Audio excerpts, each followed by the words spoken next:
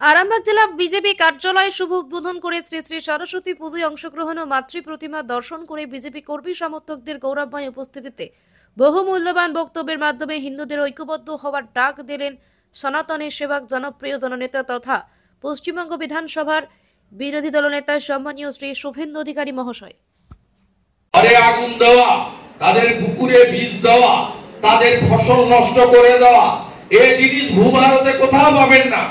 এই পশ্চিমবঙ্গে তৃণমূল নামক যে আবর্জনাটা আছে, নর্দমার কীট যারা, তারা এই ব্যবস্থা চালু রেখেছে। তাই ইতিমধ্যে আপনারা আক্রান্ত কর্মীরা এই অফিসকে, অর্ধসমাপ্ত অফিসকে ব্যবহার করেছেন।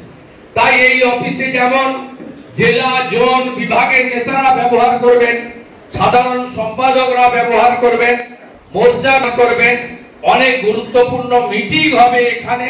সাথে সাথে এই অফিস আমাদের কাছে একটি মন্দিরের মতো, আমরা এখানে আশ্রয় পাবো এবং ছাদের তলায় আমরা নিজেদের জীবনটাকে বাঁচিয়ে থাকতে পারবো, যা ইতিমধ্যে আমরা এখানে করেছি।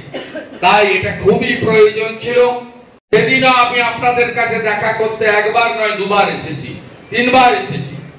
আপনাদের পঞ্চায়েত নির্বাচনের পরেও কিছু জায়গায়, বিশেষ করে গোঘাট এবং চন্দ্রকোনার কিছু এলাকা, সেখানেও হরিপালের কিছু এলাকায় আপনাদেরকে আশ্রয়হীন হয়ে শুধু বিজেপি করার জন্য, যেটা ভারতে কোথাও পাবেন না, কোন রাজ্যে হয় না।